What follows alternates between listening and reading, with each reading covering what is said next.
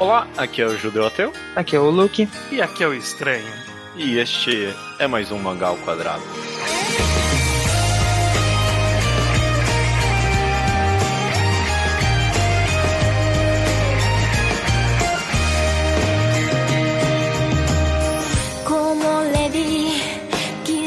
Maravilha, pessoal, sejam bem-vindos ao Mangá ao Quadrado de número 253, eu acho. Tudo bem com vocês? Tudo, tamo aí. Passaram bem a semana até agora? Ah, sim. Dentro do previsto. Maravilha. Agora vai melhorar, porque a gente tá aqui pra gravar um quadro do Mangá ao Quadrado, sem adjetivos dessa vez, que é o Enquadrado, o quadro no qual a gente analisa um mangá por completo e com spoilers. Então já fica aqui o aviso, que você que baixou o podcast, que viu o título ali, que vai ser provavelmente só o título, vai ser só Yagakimi. Não vai ser Yagateki Nenaru? Não vai ser Bloom Into You? Bom, agora vocês me pegaram. Bom, não sei qual vai ser o título do podcast. Então no final não tá tão certo assim. Não. Mas se você baixou e não leu o mangá, tchau, essencialmente, né? Mas a gente vai incentivar as pessoas, porque, assim, normalmente quando a gente faz um enquadrado, a gente tá indo no mangá que é um pouquinho conhecido aí, popular. E a Gakimi tá nessa categoria? Eu diria que sim. De popularidade? Bom, acho que sim. E bom, dentro do nicho de mangá Yuri, mais que qualquer outro mangá que eu consiga pensar nesse momento. É uma boa pergunta se é um título que a maioria das pessoas do mangá, do público do Mangá ao Quadrado leram ou não. Beleza, ó, antes dos spoilers, então, eu preciso só dar uma geral aqui. Luke, sobre o que é Yagakimi, e aí depois a gente vai explicar se a gente gostou ou não, dar uma imagem bem ampla. Sobre o que é Yagakimi, primeiro. Yagakimi é um romance entre duas meninas que tem, cada uma de sua forma, elas têm uma relação muito complicada com o conceito de amor. Então, elas achavam que nunca iam conseguir se apaixonar por ninguém ou agem em prol disso, sabe? Meio que ativamente, mas esse é o grande conflito das personagens. Eu tô vendo aqui que assim que eu pedi pra você dar a premissa da história, eu pensei, tem que ser com spoiler essa conversa mesmo, porque até explicar sobre o que a história é no final das contas, você acaba entregando um pouquinho mais do que você quer no final das contas. Sim, eu tentei fazer é muito difícil montar essa resumo. Mas eu acho que é basicamente isso, esse é o conceito. Mas você deu um bom resumo. É sobre duas meninas que possivelmente ou não estão numa relação complicada, né? E pelo menos num âmbito bem geral, a obra tem coisas bem grandes para falar sobre relacionamento, sobre amor e sobre até no própria questão da sexualidade ali. Vamos dar só um geral antes de ir pra spoiler de vez. Vocês gostaram ou não de Yagakimi? Eu sei que Estranho você leu pela primeira vez para esse podcast. Você tem a opinião mais nova aqui de todos. Você acabou gostando? Você recomenda? Sim, eu recomendo. Eu não tenho bagagem para dizer como ele se posiciona no âmbito de Yuris, mas no âmbito de histórias de romance, ele tá num posicionamento que é no mínimo interessante.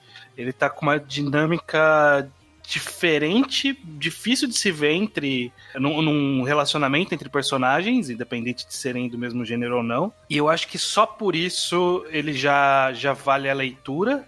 E soma-se isso ao fato que ele é bastante conciso, então ele tem esse foco, ele tem esse objetivo, e essa é a história que ele tá contando, sabe? São 8 voluminhos, é focado nesse exato conflito, ele põe uma dinâmica específica e resolve essa dinâmica específica, e é isso, essa é a história. E eu acho isso fascinante e muito legal de se ler. Então sim, eu gostei e recomendo. E você, Luke, recomenda? Primeiro eu só queria falar que eu acho engraçado que até agora eu não sabia a opinião do Estranho. Ele poderia chegar aqui e falar que odeia o mangá e esse podcast ia seguir por um caminho muito diferente. Ia ser curioso, no mínimo. Mas eu super recomendo. Eu comecei a ler um pouco antes de sair o anime. Eu já tava vendo boa parte das pessoas elogiando dentro da minha bolha. E acho excelente. Acho uma história de romance muito bem narrada. Eu acho que a gente não vai ter muito tempo pra falar disso, talvez, mas em questão de quadrinização e arte e pacing, é uma das mais bem contadas nesse aspecto, e isso leva muito a experiência de leitura pra mim. É isso, acho... Eu não tenho muita experiência com Magaíro, mas eu li alguns poucos, e esse é meu favorito, sem dúvidas. Ok, beleza. Eu também recomendo muito Yagakimi, o ouvinte do Mangá ao Quadrado, eu acho que é uma recomendação certeira pra ele, porque de uns tempos pra cá eu tenho lido cada vez mais romance, desde comédia romântica até romance. Tipo, comparado com o Judeu Ateu do começo do Mangá ao Quadrado, eu tenho a impressão que eu tenho muito mais critério pra comentar sobre do que antigamente. E não é de graça que Yagakimi foi o sucesso que foi, porque é uma história diferente, sim, e os temas que ele quer abordar são absurdos de enormes, sabe? E são temas que são inerentes ao gênero de romance no aspecto mais amplo possível e que não são comentados, pelo menos não dessa forma, na minha opinião. Então eu amo Yagakimi, eu recomendo com certeza aí. Vamos conversar sobre ele agora com spoilers pra ver o que a gente acha com mais detalhes, beleza? Só pra constar, fui eu que recomendei o podcast, o mangá no podcast? Porque ele já foi, eu não lembro quando... Ele foi recomendado no Mangá ao Quadrado, eu tenho quase certeza que foi você, sim, Luke. E eu lembro de você recomendar pra mim e eu queria roubar a sua recomendação aqui no podcast, mas você foi à frente. Acho que foi isso eu acho que foi isso que aconteceu. Uma boa pergunta. Acho que eu recomendei falando que era como a Ono Flag tinha sido recomendado. Eu falei, então, olha, quem gosta de Ono Flag tem esse mangá aqui também. Então, vamos lá.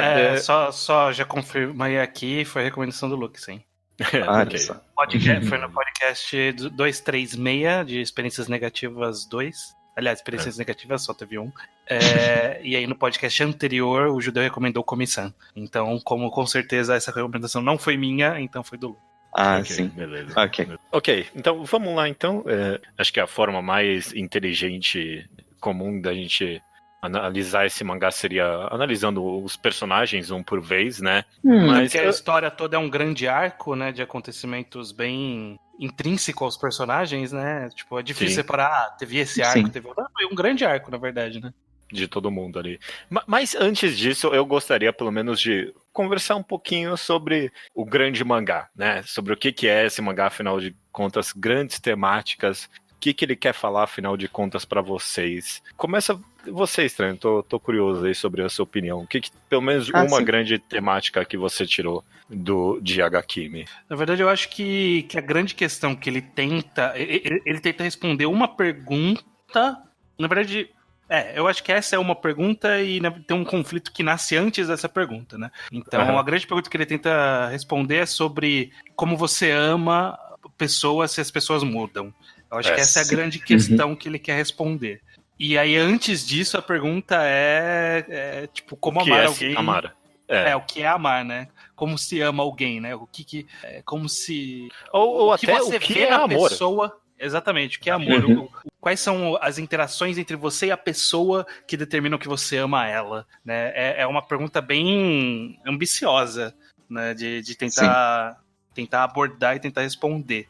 Eu não sei se ela responde, porque eu acho que não tem como responder, mas ele busca soluções para os personagens da história, que já é bom o suficiente. Eu não sei, acho que ela não dá uma resposta definitiva. Ela dá, tipo, uma resposta que funciona para aquele contexto e é válida naquele contexto. Exato. Eu concordo, né? Amor, com certeza, é uma grande temática e parece que a obra pega essa ideia de como é que as pessoas se relacionam com esse conceito tão conhecidamente abstrato na sociedade, sabe? E em cada um das etapas de se construir um relacionamento. Então, é o que você falou. O que é se apaixonar para começo de conversa? Como é que você pode se apaixonar se as pessoas mudam? Até o que é amor se ele não dura para sempre, né? Tipo, são tantas perguntas tão complexas assim, que fazem parte, de fato, do conceito inicial, né? De uma história de romance. Tipo, é tão curioso. E ele eu acho que é um tema que é pouco abordado em outras histórias, é por isso que eu comentei na parte sem spoilers, que eu acho que é diferente, né? A visão que ele aborda. Sim. E ele é colocado temporalmente no momento que deveria colocar, porque o ensino médio é o período de 3 anos que a gente mais muda, sabe? Sim. Você entra uma criança e sai tendo que escolher qual vai ser o resto da sua vida. É um período de grandes mudanças na vida, na interação social, em decisões. E isso nunca é abordado nas histórias, né? Tipo, as pessoas, elas entram no relacionamento e isso aí, acabou, né? Tipo, relacionamento de ensino médio, ninguém mudou nesse período. Então... tipo, ninguém mudou a perspectiva sobre, né, outras pessoas e sobre si mesmo, né? Mas, sei lá, até muda, mas não... Não essencialmente. Não Sim. o âmago da pessoa, né? Então, e aqui, essa é a grande preocupação, né? A gente tem a protagonista, a Senpai, que ela tá passando por um momento difícil de identidade ali, de entender quem ela é, e quando ela se entende, ela é outra pessoa. E aí, quando ela vira outra pessoa, como que você ama, né? Uma pessoa diferente de quem você começou a interagir e que você se apaixonou. É uma pergunta muito, muito interessante de se responder e de se abordar numa história. Sim, totalmente. Eu concordo bastante que é sobre essas questões e acho que o que o Estranho falou de mudança é realmente um dos grandes elementos que o mangá usa para discutir essa questão de amor. Mas eu quero adicionar, tipo, o mangá é sobre o amor, mas ele usa esse tema para meio que explorar os personagens de uma maneira até mais ampla que isso. Tipo, as questões psicológicas delas e elas avançam como personagens graças a essa relação que elas criam. Existe mais nelas, que é expandido por causa desse tema também, que é essa questão da identidade para Nanami, por exemplo, a Senpai, e para Yu, que eu diria que acho que foi uma coisa que eu peguei mais na releitura, que ela meio que deixar uma apatia que ela tinha de lado, que era a grande coisa que ela acaba mudando no decorrer da história, graças à relação dela, graças às noções de amor que ela vai construindo, que ela sempre foi meio deixando as coisas acontecerem com ela ou não tomando atitudes muito firmes, e é isso que ela meio que tem que aprender. A outra palavra-chave seria, tipo, a questão de escolha, o ato de tomar decisões, escolher. Sim. E talvez até escolher, sim, mas também entender os sentimentos, porque é visto e é dito na história como apatia do lado dela em relação a sentimentos, ao amor, tem toda aquela questão com o outro carinha do conselho lá estudantil que ele não consegue amar, depois a gente provavelmente vai conversar dele, e aí ela acha que ela tá nessa mesma situação e em algum ponto ele fala, não, você não tá, né, você só não aceitou. E é uma questão de, tipo, de entender o que você sente também, né. São uma adolescente que se apaixonou pela primeira vez. Ela não sabe o que é gostar de alguém de verdade, sabe? E aí ela demorou pra entender o que é esse sentimento, né? Como que ele funciona. Ele não é aquele amor romântico de shoujo bobo e alegre que você vai ficar enrubescido quando você olhar pra pessoa. Tipo, o amor que tá sendo proposto aqui é mais fundo que isso. E, portanto, ele é mais sutil e é mais difícil de perceber. Eu acho que é interessante essa discussão de entender os sentimentos, na verdade, né? Além de mudar, entender o sentimento. Ela precisa entender que não é porque não vai ser que nem ela idealizou, que não é, tipo, real, não é algo que ela tá sentindo de verdade. Esse ponto específico que você levantou aí, Estranho, sobre meio que a expectativa de como é que se apaixonar, e a personagem da Yui em específico meio que descobrindo que não precisa ser, tipo, não precisa ser uma estrela cadente, né, necessariamente, que do nada você percebe e tal. Foi um ponto específico que durante a leitura, quando eu acompanhava, eu me questionava bastante. A pergunta... Eu vou fazer essa pergunta, mas eu meio que já vou dar minha resposta para ela, que o quanto Yagakimi é ou não meio que um comentário, e, sei lá, usando aqui a palavra proibida, uma desconstrução de uma história shoujo, de romance clássico, né? E no final das contas, sei lá, uma pergunta idiota no final das contas, sabe? Porque, na minha perspectiva, o ponto de Yagakimi, na verdade, é só reconhecer que existe, sabe? Que as pessoas têm expectativas sobre relacionamento por causa de como a gente retrata o amor e o relacionamento na mídia em geral, shoujo ou qualquer outra coisa, sabe?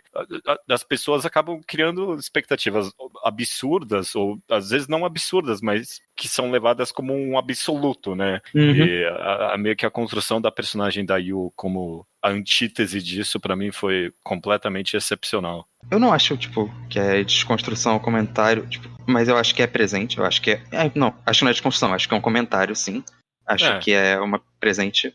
Mas uma coisa que eu acho que mudou pra mim nessa releitura pro podcast é que eu acho que é menos importante pra história do que eu considerava que era no começo. Talvez. que, tipo, acho que é mais uma coisa que o mangá usa como um framing, tipo, uma forma de um ponto de partida para guiar esse caminho que ela vai seguir durante a história. O que é importante ainda, mas, tipo, ela vai ser mais ampla que isso. Ela vai estar falando de muito mais coisa do que essa relação específica que ela tem com idealização, eu acho. Eu concordo contigo, Luke, porque eu tenho essa leitura, mas, sei lá, em nenhum momento específico mostra a personagem lendo um monte de shoujo. Tipo, em nenhum momento o mangá fala que ela tem essa perspectiva do amor por causa da mídia, sabe? Por causa... Fica a minha interpretação, meio que eu subentendo que ela tem essa expectativa por causa da perspectiva social no geral. Mas eu concordo, no final das contas acaba sendo menos importante do que eu achava também. E, tipo, não é que não seja, mas sim. Eu acho que ele não tá... Eu não sinto na história ele tentando falar sobre isso. Eu acho que ele parte de um pressuposto que, olha, é assim que é na vida real, né? Então vamos fazer assim um pouco? E aí ele não tá querendo fazer um argumento sobre, olha como a gente idealiza, olha como essa minha história não tá idealizando do jeito que costuma ser idealizado, sabe? Eu acho que ele parte só de um pressuposto que a história, né, só parte de um pressuposto que existe esse tipo de relacionamento, ele é o mais comum e eu vou tratar dele aqui. É isso, sabe? Sim. Menos como um comentário e mais só como um ponto de partida mesmo. Tanto que o mangá tanto não tem esse ponto de falar que, não, uma idealização que a gente tem, que a personagem da Senpai essencialmente acontece o que acontece nos romances e acontece na vida real também. Né? Você vê, conheço pessoas que, eu vi ela, eu me apaixonei, depois acabei descobrindo que é uma pessoa que eu gosto mesmo depois, né, de conhecer a pessoa e tal, mas não adianta vir aqui e falar que não acontece paixão à primeira vista. Acontece às vezes, né? Parece que o mangá quer, falar, não, é complexo, tem tudo aqui na vida real, sabe? A gente já tá falando com spoilers, eu imagino, então, na última cena, que elas realmente se resolvem de vez, é meio que aí eu falo que pra mim é assim, e eu tinha que entender que pra mim não ia ser assim. É basicamente isso, quando ela entende que ela gostava dela por estar sempre escolhendo ajudar ela, ou ia na direção dela pra estar com ela. Sempre, ela não foi essa estrela cadente, mas ela sempre tomou essa decisão de ficar com ela. Isso significava pra ela a mesma coisa do que significou pra Yu ou pra Sayaka ver uma outra e ter essa coisa mais à primeira vista, que ainda foi um processo, que ainda, não foi só resolvido ali e pronto, elas ainda tiveram que continuar interagindo e entender que isso era algo que ia continuar sendo assim. Não, eu concordo. Acaba sendo bem complexo no final das contas, é super fascinante ver a história se construindo. Vamos comentar personagem a personagem um pouco, porque eu queria comentar grandes temas, mas tá ficando uma bagunça essa conversa. Tem 3 grandes personagens pra gente comentar, né? Que é a Saeki, a Nanami e a Yu. Sayaka, desculpa. Saeki, não é? Sayaka Saeki é o nome dela. É o sobrenome Saeki? Nossa, que nome horrível. Eu não lembro. Eu lembro de Saeki, eu não lembro de Sayaka. Ok, então. Mas tem alguns periféricos aqui e ali, vocês querem comentar um pouquinho deles antes? Você mencionou de passagem. Vamos começar pelos periféricos e a gente vai crescendo para os principais. Sim. Você mencionou aí de passagem já estranho o personagem do Seiji, que é aquele menino de cabelo tigela que meio que serve de gêmeo e depois contrapartida pra Yu ali, ele também não acredita que ele nunca vai se apaixonar. Comenta você primeiro, Luke, o que você acha desse personagem? Acho que eu vou falar a primeira coisa que eu acho que vale pra todos esses secundários maiores. Eles não são tão relevantes assim na história, mas eu acho que dá uma enriquecida ao universo de Hagakimi. E é bom ter essas pessoas para os protagonistas interagirem, ter esses momentos mais leves ou mais separados do grande conflito que eles estão sentindo, só por variedade e por não restringir muito a história mesmo, mostrar que eles têm mais coisas acontecendo na vida deles. E acho que isso vale para todos. E mostrar, outras perspectivas também do que os personagens estão vendo, enfim. Mas eu só queria acrescentar que só para não perder o gancho desse tópico, que eu acho que isso é feito de uma leveza, de uma sutileza ímpar, assim, porque os personagens, eles estão lá, são constantes na história, mas eles nunca são o foco, e a história deles está sempre mudando, sabe? Sim, então, é fascinante como, chega a menina, tem todo um arco de romance da amiga que a gente não vê. Tipo, a gente só vê dela contando o arco de romance, sabe? Do que aconteceu. Tá rolando em paralelo uma história de romance shoujo padrão e a gente não tá vendo isso, sabe? Eu acho isso fascinante. Sim, totalmente. E eu tô disposto também aqui, pra não perder o gancho, eu tô disposto a ir um pouquinho além, tipo, no que tange esses secundários todos, que pra mim quase todos servem também o papel de dar mais complexidade ao tema de amor e relacionamento. Então, pra mim, todos esses personagens periféricos servem pra mostrar que, tipo, ok, eu tô contando essa história meio que dessas duas meninas, mas, tipo, olha, tem essas 1000 outras possibilidades pra vida real também, sabe? Tem a professora e a esposa dela ali que tiveram uma vida plena e feliz como um casal LGBT, e aí tem o personagem do Said também, que, enfim, eu vou comentar dele, mas pra mim todos também servem como... A irmã tá num relacionamento comum também. Exato. E são todos bem simpáticos, eu acho. O Maki, eu gosto de uma coisa que ele meio que fala sobre o que ele é na primeira cena, que ele gosta de ficar nos bastidores e ser de suporte, por isso que ele entra no conselho.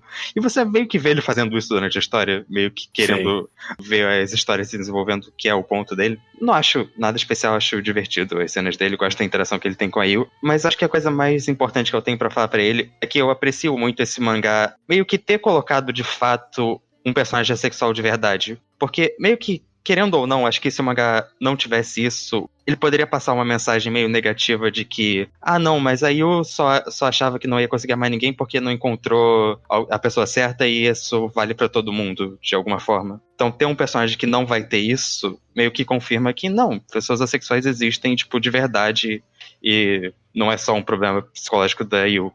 Entendeu? Não sei se ele é assexual, talvez seja o romântico, romântico, não sei, porque, enfim. Porque se eu não me engano, assexuais podem entrar em relacionamento também. Conheço pouco sobre assexuais. Existe um termo umbrella que eu não lembro agora para as duas coisas, mas, enfim. A minha leitura do personagem, e eu meio que amei ele é quase um self-insert meu ali, eu li ele como aromântico, no sentido de tipo, uma pessoa que nunca vai se ver num relacionamento a longo prazo, alguma coisa assim. Eu não acho que ele é, sei lá, desprovido de sentimento nem nada, mas tipo, sei lá, de qualquer jeito, qualquer termo que a gente queira dar pra ele, eu achei ele essencial, do jeito que você descreveu ele ali, Luke, que tipo, muito dessa história é sobre de uma pessoa que se sente obrigada ou não sabe se tem que se sentir obrigada a amar, né? Tipo, a entrar num relacionamento. E a conclusão é que, não, ela queria e ela tinha que entrar naquele relacionamento. E eu acho muito elegante do mangá de, tipo, botar um personagem que, quer saber? Não, eu não quero, eu tô feliz aqui do jeito que eu tô, tá tudo bem pra mim. Sim. Ele não termina trágico, né? Tipo, quando ela dá um tchau pra ele ali no campo de beisebol, ele fala, quer saber, pra mim provavelmente isso nunca vai rolar, mas eu tô a última cena assim. Talvez fosse legal, mas eu tô bem assim. Então, eu acho importante a retratação desse personagem nunca ser uma existência triste, né? Nunca é. Eu acho que isso é importantíssimo pra provar esse ponto, justamente, né? De que não tá errado, sabe? Não é obrigado a ter um relacionamento. Você pode ser tranquilo e não ter nada e ser feliz. Ser feliz só com seus amigos, ser feliz só acompanhando as pessoas, ser feliz sem ter um relacionamento. É tão fascinante, porque, sei lá, eu tenho a impressão que eu mesmo já comentei tanto em podcast de que, tipo, histórias de romance, até histórias não de romance, tem essa obrigatoriedade de que, tipo, quem não termina com alguém termina infeliz. A verdade é essa, sabe? Sim. Tipo, só de colocar esse personagem tão periférico, tipo, que, ele não terminou com ninguém ali, ele tá de boa. Eu fiquei muito feliz, Ele é tipo, sei lá, ele é tão nada a ver ali no meio da história, mas eu gosto dele. É bom. É muito bom. Eu só queria fazer um comentário que aí é geral, mas envolve esse personagem em um dos aspectos, que como eu nunca tinha lido, eu sabia mais ou menos por cima sobre o que era Yagakimi, sabia que era um Yuri. Eu sei que existem alguns, eu li poucos, mas eu sei que existem alguns clichês de Yuri, e o mangá, ele mais de uma vez ele finge que ele vai seguir o clichê, e aí me irrita muito, e aí logo em seguida ele fala, não, era zoeira. Então, tipo, quando começa a história, uma das primeiras frases da Yu é: ah, não, mas nós duas somos meninas, né? Não tem como. Aí logo em seguida, tipo, não, elas estão se pegando, e não tem nada a ver. Sim. Aí tem a cena que ele vê as duas se pegando, e eu, ah não, mano, lá vem aquela trama merda do cara que viu e vai acusar, vai ter que esconder segredo. Não, ele viu e falou, legal que vocês estão se pegando, valeu, galera. O pior é que você tinha comentado o negócio de, não, nós somos duas garotas, e quando eu tava relendo, eu vi essa cena do Mac, eu pensei, puta merda, o estranho vai olhar isso, já vai ficar puto antes por umas 10 páginas. Não, eu fiquei muito preocupado, eu falei, não, lá vem. Na verdade, por muito tempo eu fiquei na ponta dos pés falando assim, não, que hora que ela vai meter a trama do alguém vai descobrir, vai pegar mal porque duas mulheres? Não teve. Felizmente não teve. Em nenhum momento. Eu gostei Acho que outra coisa é ter um cast masculino relativamente relevante, até tipo uns 2 personagens ali que não ser esse mundo meio isolado de mangá que alguns mangás Yuri têm. Que eu sei que é uma trope. Também. Esse é um grande tema, entre aspas, que a gente acabou não tocando. Vamos falar um pouquinho disso, porque é justamente a sexualidade, né? O fato das duas meninas serem bis ou lésbicas, né? Elas serem personagens queer na história. Eu concordo que tem várias cenas em que parece que o mangá quer meio que negar qualquer clichê e meio que, às vezes, fazer ao mesmo tempo, né? Mas isso não quer dizer que a temática não está existente ali, né? Não é ignorado o fato delas serem LGBTs no mundo em que não necessariamente tá completamente aberto a isso ainda, né? Não, tem momentos. É só que isso não é tratado dessa maneira tão clichê que o Stuck falou, assim. Exatamente, não é clichê, mas nunca deixa de existir essa informação, sabe? Nunca desaparece. Então é relevante, tipo, é citado em passagens que é relevante ser citado. Então no final, quando elas já estão num relacionamento, a menina comenta, pô, a gente queria que a gente fosse no cinema um dia, sabe? Tipo, como talvez seja mal visto duas mulheres sentando lado a lado no cinema, se abraçando e tal. Ou como elas ficam na casa junto, falam assim, foi fácil a gente ficar junto porque somos duas meninas, né? E aí ninguém desconfiou de nada, né? Aí eu falo, ainda bem, né? Que nenhum de nós é homem. Mas essa cena é tão boa, né? Que ela é muito boa, porque meio que reconhece meio que o problema social, né? Tipo, os dois pais deixam as meninas ali sozinhas e ela fala, porra, meu, parece que eu tô fazendo alguma coisa errada. E ela fala, não, que sorte é nossa, ué. E, tipo, o mangá meio que reconheceu o problema social, mas deu meio que um spin positivo pra tudo, sabe?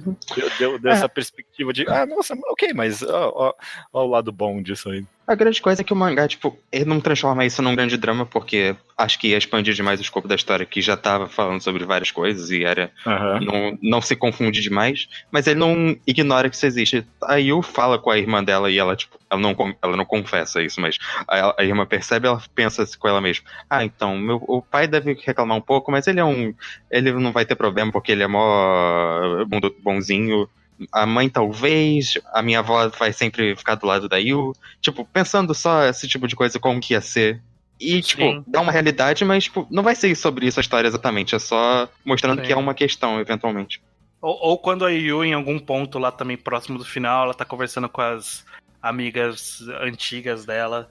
E aí ela fala, pô, será que algum dia eu vou poder contar, né, do relacionamento? E aí não tem esse drama, e aí quando tem o time skip ali do último capítulo, elas sabem que tá todo mundo no relacionamento e tá tranquilo, sabe? Então, tipo, existiu esse drama em algum momento, ele foi algum problema em algum momento, mas em off não é relevante pra história que a gente tá contando aqui. Sim. Que entra muito no que o Estranho falou no começo, que essa realmente é uma história bastante concisa em tratar o que ela tá falando de mais importante pra ela mesmo, assim. Sim.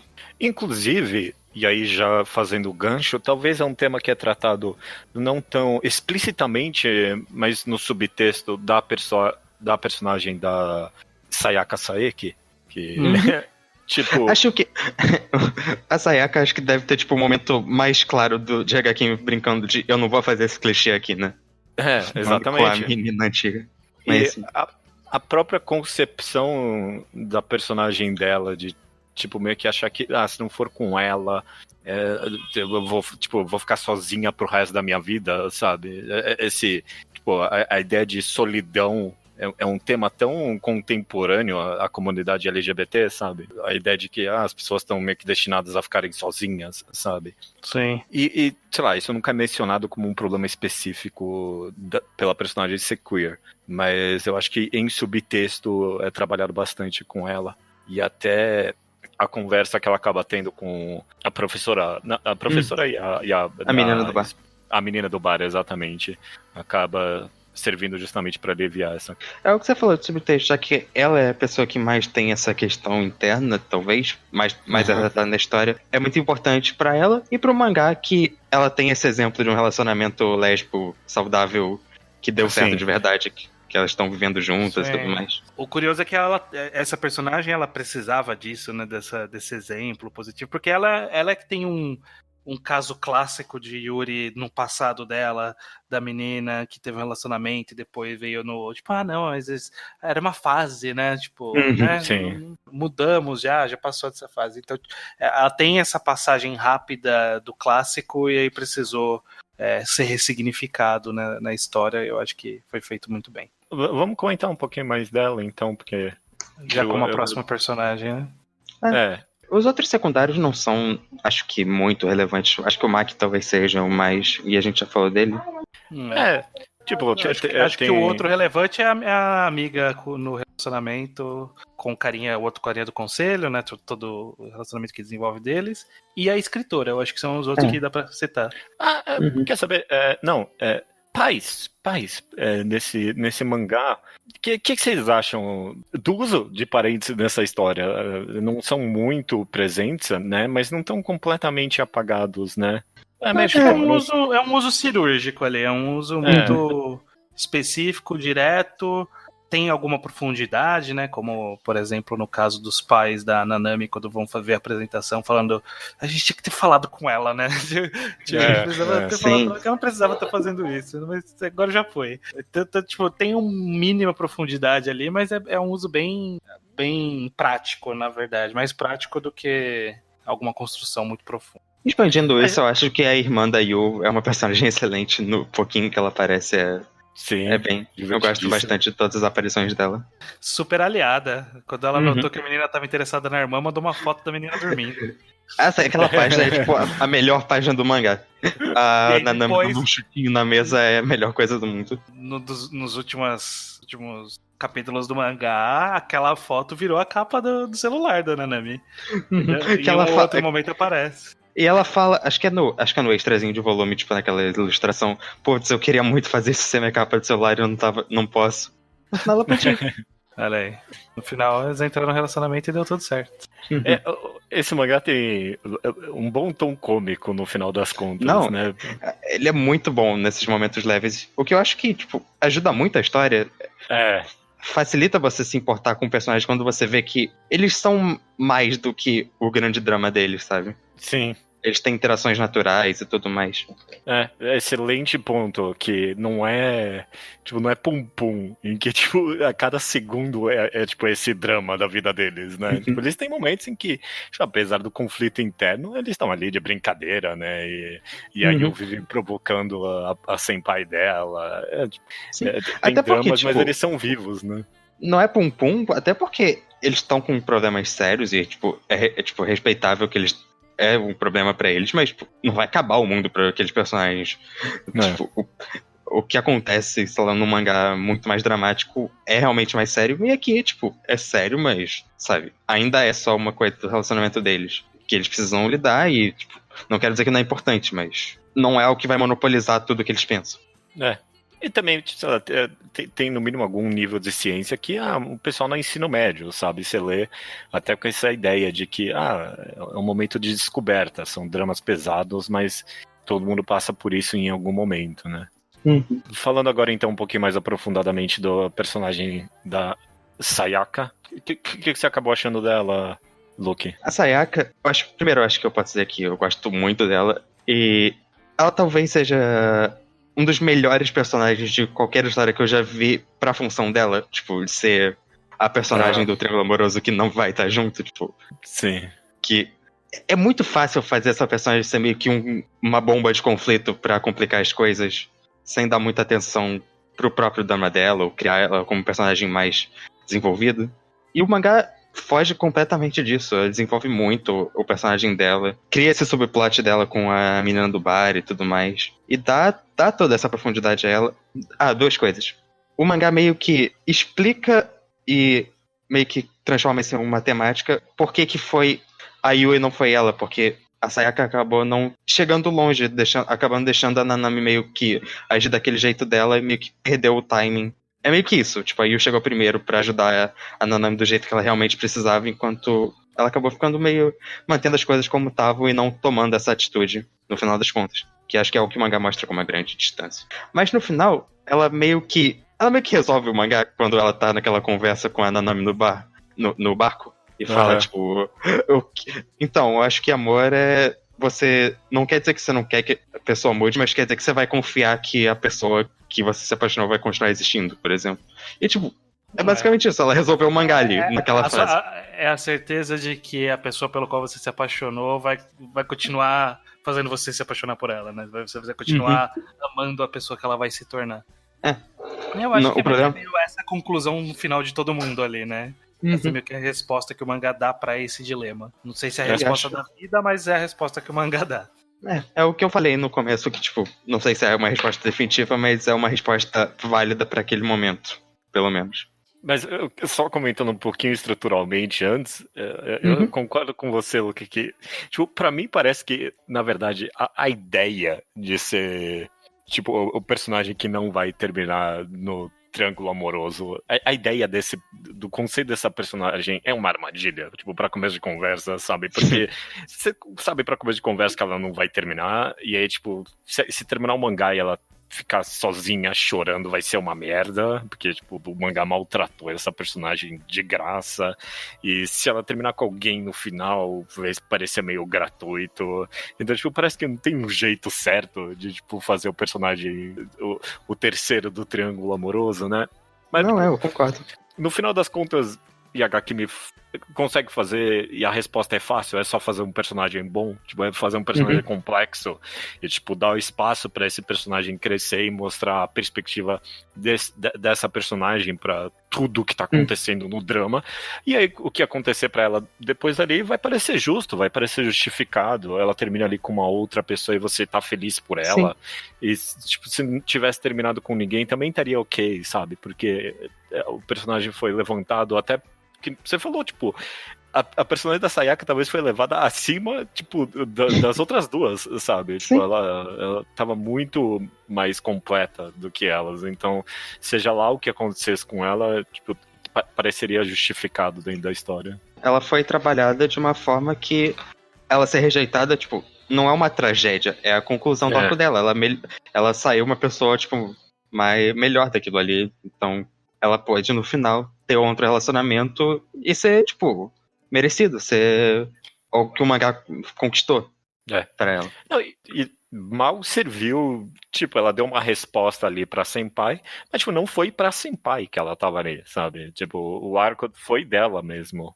A própria confissão dela é um momento muito grande de desenvolvimento delas, porque ela sempre... É o que eu, tipo, tinha comentado, ela tava meio que querendo manter as coisas como estavam e, sei lá, algum dia ia dar certo pra ela, ela percebeu que não ia ser assim. Ela precisava tomar essa atitude até pra seguir em frente mesmo. Concordo. Ser estranho, tem alguma coisa a mais pra comentar da Sayaka? Sayaka? Não, o único ponto é isso que vocês já comentaram, que eu acho que ela realmente era a personagem mais completa, mais decidida, mais de acordo com os seus próprios sentimentos, mas compreendia melhor o que ela sentia. Ela só, na história, ela só demorou pra tomar atitude, mas ela sempre soube de tudo. Sobre como ela se sente, sobre como é a interação, sobre por que ela se sente assim.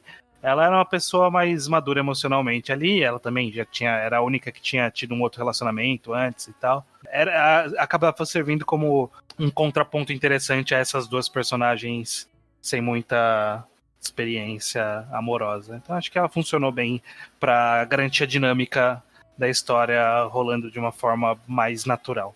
Indo então agora para as duas personagens principais desse mangá, vamos começar com... Deixa eu começar perguntando aqui então, porque o Estranho chamou a senpai de protagonista no começo dessa discussão, e eu pensei, na minha cabeça, a Yuki era a protagonista da história o tempo todo. Vamos começar essa conversa aí. Quem que vocês acham que é protagonista, quem é personagem principal? Why not eu diria both? A resposta é fácil dizer que são as duas, mas se fosse pra escolher uma, eu diria que é a Yu. Mas é que é mais porque o mangá começa com ela, né? É muito. Guia muito o seu ponto de vista quando a primeira página do mangá é a Yu, tipo, deitada na cama. E não a Nanami. Eu tenho a impressão que a maior parte da história é contada na perspectiva dela também, apesar de tudo. Eu acho que não sei se na perspectiva dela, mas do ponto de vista dela. Mas a gente vê muito dos conflitos internos da Nanami também, com bastante frequência, né? A gente vê pensamentos das duas com muita frequência na história. Acho que uma coisa que muda é que no final acho que muda um pouco pra Nanami, visto que meio que ela que... Depois da confissão da Yu, o mangá meio que separa os dois e foca bem mais na Nanami antes de ter a conclusão, porque ela vai ter a viagem e tudo mais. Então, na reta final do mangá acaba sendo mais sobre ela, porque eu acho que o drama mais complexo talvez seja dela, tipo, toda a questão de identidade que ela sente, seja não mais importante pro mangá, mas o mais difícil de ser resolvido como por uma pessoa. Então, bem mais específico, pelo menos.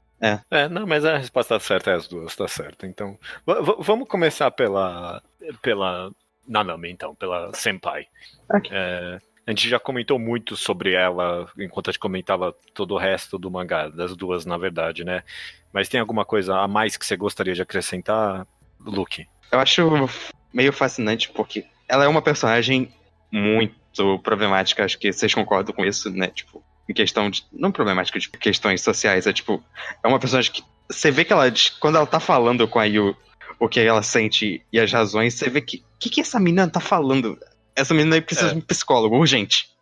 Sim. Quando ela fala que, sei lá, se você tá dizendo que me ama, quer dizer que você tá querendo que eu continue do jeito que eu sou pra sempre? Não, calma, não é assim. Relaxa, menina. Não, só o começo do mangá que é meio que ela falando, eu tô me apaixonando por você, mas não quero que você nunca se apaixone por mim. Tipo, parece, sei lá, um texto saído de uma novel mesmo, sabe? Ela tem graves problemas de identidade, né? Eu acho que esse acaba sendo todo o dilema da história. Tanto ela querendo ser a irmã e ela... Eu gosto como a história não fica fingindo que não é isso, sabe? Tipo, não, é mais complexo que isso. Não, é literalmente isso e ela sabe que é isso, ela fala que é literalmente isso. Eu quero ser a minha irmã. É exatamente, ela fala isso com todas as palavras, né? Ou pelo menos eu quero fazer o que a minha irmã não fez e ocupar o espaço que ela deixou. Então, e aí, tendo esse conflito, ela tem o segundo conflito que é, como eu não tenho identidade, eu não tenho forma, eu não tenho uma personalidade específica, eu não tenho uma identidade própria, como as pessoas vão gostar de mim, né? E aí, como eu vou garantir que alguém vai continuar gostando de mim, sendo que eu não tenho, né? Eu não tenho nada, eu não tenho nada a oferecer. As pessoas estão me prendendo a ser essa pessoa aqui por gostarem de mim, sendo que essa pessoa aqui não sou eu. Ou até, indo além, né? Depois disso, ainda mais, tipo, como é que alguém pode gostar de mim se eu não gosto de mim, né? Tipo, eu odeio essa pessoa. Como é que eu posso amar alguém que ama a pessoa que eu odeio, né? Acho que essa é uma das cenas mais impactantes do mangá inteiro, pelo menos. Até porque vem a cena da Yu depois, que acho que a gente pode falar quando for a vez dela, mas... Enfim.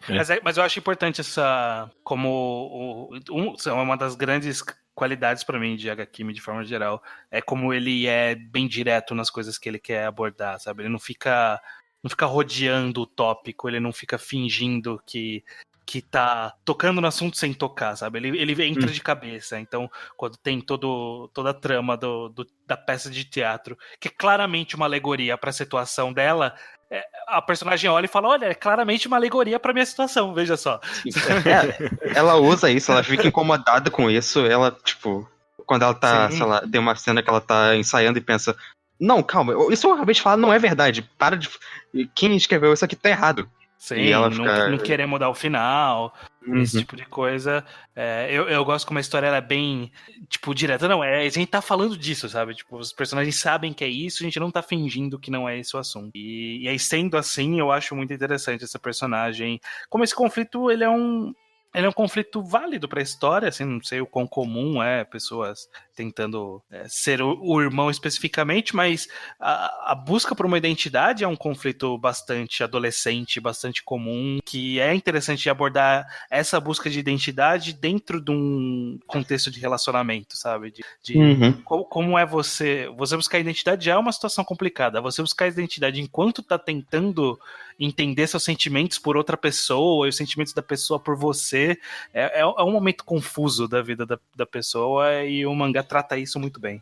Sim, até porque, tipo, talvez não seja muito normal mesmo a Nanami falar que gosta da Yu porque ela é a pessoa que nunca ia conseguir gostar dela e por isso ela chama atenção, mas tipo, o mangá não fala que é normal. O mangá trata isso como um problema que ela tem que resolver mesmo. O mangá não fala como se fosse uma coisa natural que todo mundo passa. E acho que é importante mostrar assim.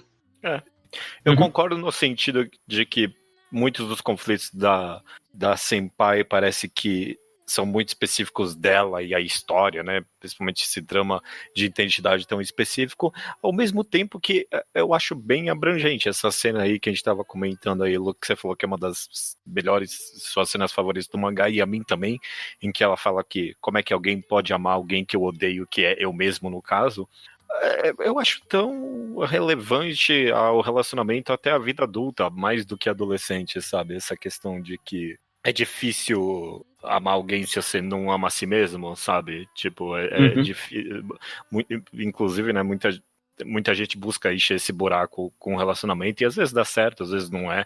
A vida real é complexa demais para dar regras definitivas, mas eu li essa cena e eu tirei essa mensagem pra vida real, sabe? Tipo, não essa mensagem, mas tipo, esse conflito como algo da vida real mesmo, tipo, sobre a dificuldade de entrar em relacionamento se você não tá pronto consigo mesmo. Eu acho bem abrangente ao mesmo tempo que é bem específico. Não, eu não discordo, não. Acho realmente uma temática que pode ser muito usada pra, tipo, nossa vida, ou como em relacionamento geral mesmo. Só que ela, como personagem, de fato, tem problemas específicos que, claro, que os resultados podem ser mais abrangentes, mas o ponto é que o mangá não tenta fingir que algumas coisas que não são realmente normais, que são problemas bem... Sim. E acho que é válido isso. Sim. O mangá não fala, calma, essa pessoa aqui tem que resolver isso, e não uma coisa normal, é algo que ela realmente tem que pensar a respeito. Inclusive, eu queria acrescentar que eu adoro como o mangá nunca mostra a irmã. Porque acaba sendo uma dinâmica interessante, porque justamente a gente, tal qual a Yu, conhece ela e não conhece a irmã. Então é interessante nunca mergulhar nisso. Acho bem interessante. Eu gosto muito quando o mangá mostra que a irmã também não era a pessoa perfeita que a Nanami achava que era. Sim. E como elas nem eram parecidas, né? Quando ela vai na casa e pega a foto e fala assim, ela parece seu pai e você parece sua mãe. Isso, nossa, esse momento é um detalhezinho tão bom do último capítulo. Realmente. Sim, porque fica com essa impressão de que ela é só uma nova versão da irmã. Mas não, elas são diferentes, sabe? Sempre foram diferentes. Mas aprecio bastante o desenvolvimento dela no decorrer do mangá. E é bom que você vê que o mangá é uma coisa bem estruturada, que ela acaba ganhando essa nova coisa pra ela mesma, pra ela sentir que é ela mesma, que é a peça. Ela consegue descobrir a atuação como algo que ela quer fazer e tudo mais. E meio que depois da Yu ter dado todos esses empurrõezinhos para que isso possa acontecer. Foi como elas se ajudaram nesse aspecto. Eu gosto como todo esse conflito de identidade dela, que permeia a história inteira, do começo ao fim, a resposta não é simples, porque o problema não é simples, né? É uma situação complexa e exige, na verdade, múltiplas respostas, múltiplas conclusões, e essas conclusões, elas nascem da personagem, nasce dos outros personagens falando com ela, nasce da situação em que ela tá, sabe? Então, tipo, é como é a vida real, sabe? Não vem uma pessoa e fala uma coisa e muda a sua vida. Não, a pessoa fala alguma coisa e influencia a parte. Outra parte é você mesmo refletindo. Outra parte são as circunstâncias da sua vida. Então, é muito interessante como todas as conclusões, elas partem de um grande contexto amplo. Não tem uma conversa que vira a chave, sabe? É muito mais complexo que isso. Eu concordo perfeitamente. Sim. Concordo. E isso até é um conflito bem específico dela, e eu meio que amo como, fazendo gancho aqui agora de novo, se mescla tão profundamente com o drama da Yu, né? que no conflito dessa personagem mudando de personalidade entra a pergunta grande do mangá, que é como amar alguém que vai mudar, né?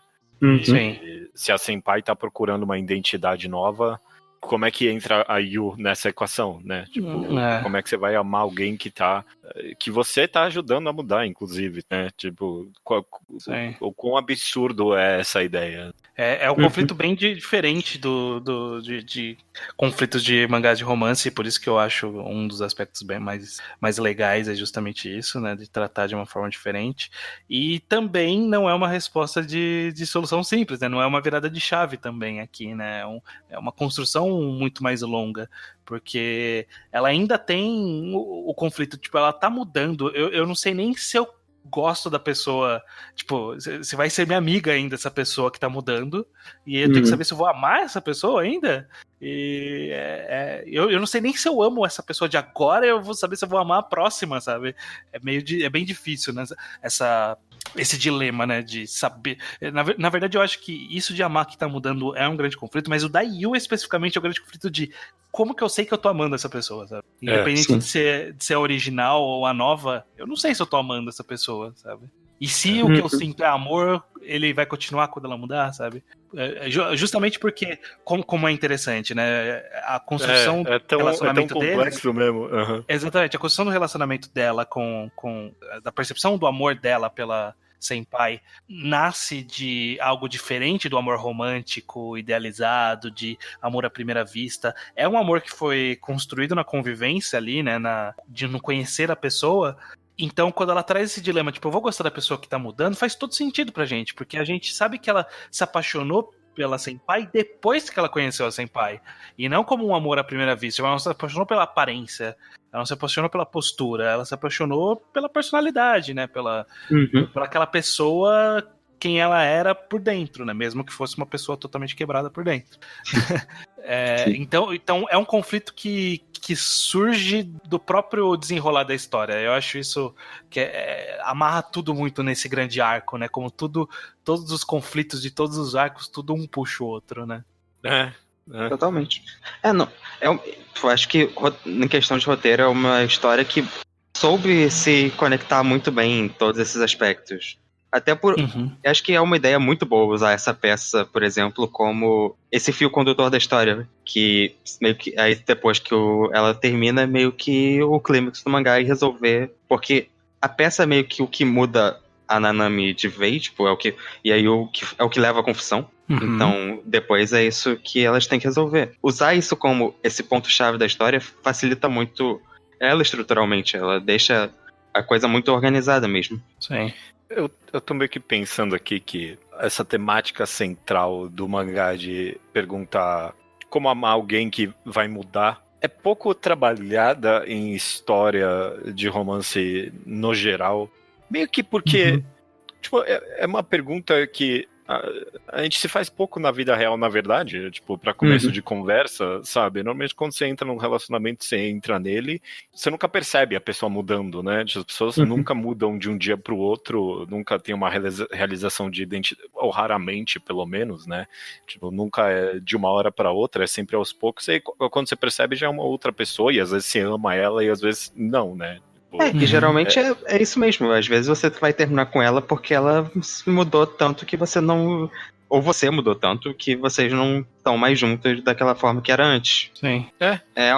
Mas, tipo, essa resposta óbvia, mas é meio que fascinante que acho que no dia, tipo, na nossa vida real, raramente a gente racionaliza isso, né? Tipo, sim, a ideia exato. de que as pessoas mudam de fato num relacionamento e é ok ou não... de qualquer um dos lados, né? Se você se apaixonar de novo por essa pessoa, tudo bem, se não, é a consequência da vida também, né? Tipo, é mais que dizer ok ou não, é parte do que vai acontecer, sabe? Exato. Sim. Na vida real, a gente sempre que a gente vai entrar no relacionamento, a gente sempre assume que, sei lá, principalmente se chega uma idade aí, a gente sempre assume que é pra sempre, né? Sei lá, meio difícil, né? Tipo, a pessoa não pode não pensar muito, mas acho que instintivamente ela tá pensando o que a Sayaka falou, né? Tá confiando que vai continuar sendo a pessoa que eu me apaixonei, mesmo que mude em alguns aspectos. O que fez eu me apaixonar por ela vai continuar existindo. Sim. Acaba sendo. Acaba abordando, tipo, uns temas que são bem relevantes pra vida real mesmo, eu acho, assim. Sim. Isso que você comentou sobre não abordar muito essa fase de mudança, né, de redescoberta do amor, realmente é verdade. A gente vê bastante retratação de como essa mudança resulta no fim de um relacionamento, né? Até uma história bem comum de término de relacionamento, pessoas, sei lá, mudam e isso pode resultar tipo, agora não se amam mais, não são mais essas mesmas pessoas. Eu consigo pensar naquele filme recente da Scarlett Johansson com o Adam Driver.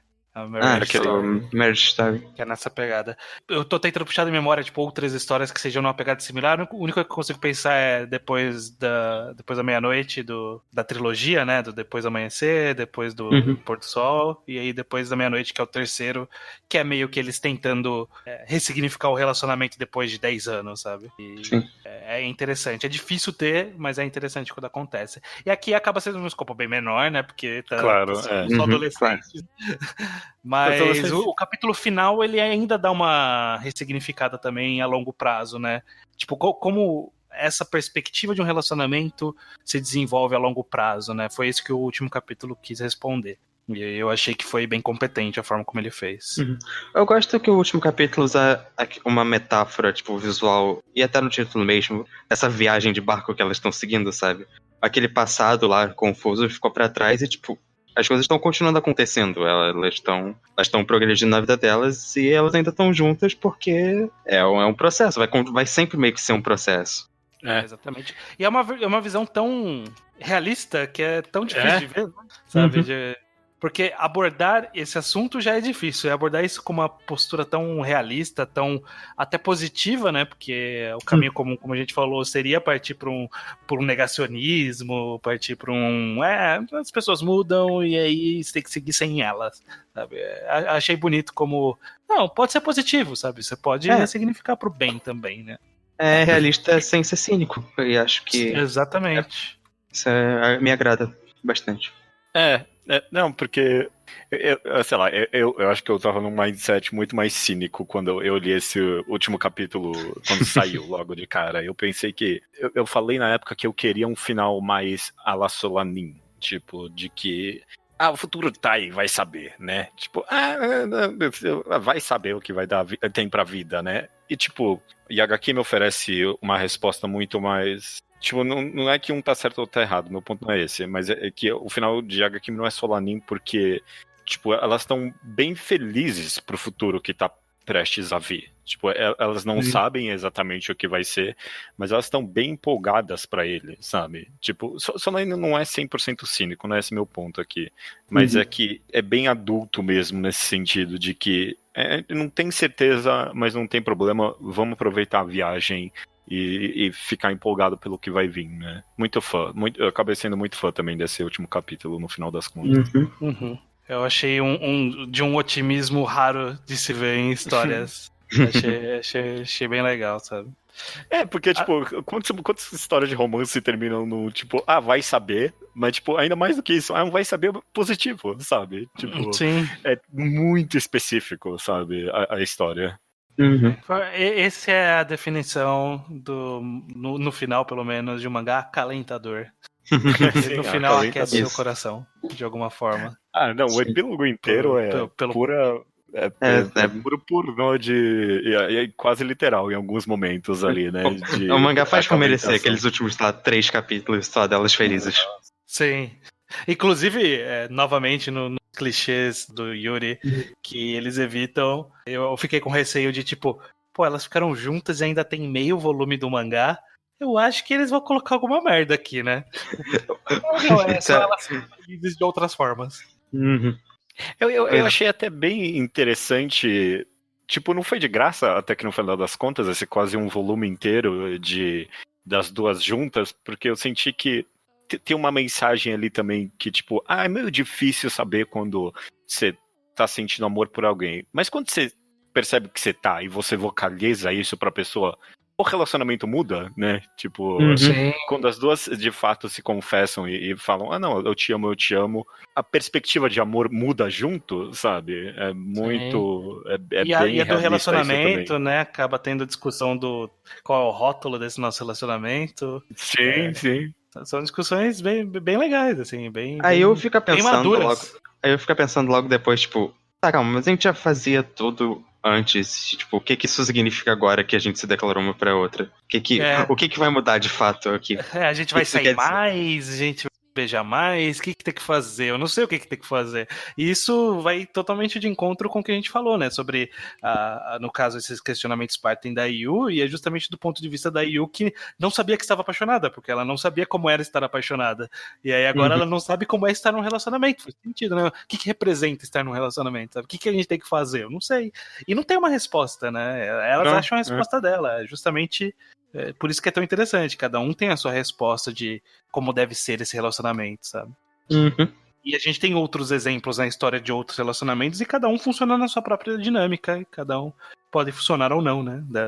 Seja das professoras, seja da irmã, seja o namorico que acabou surgindo ali no final, embora nunca explícito, mas muito claro, do rapaz do conselho com a amiga do clube de basquete.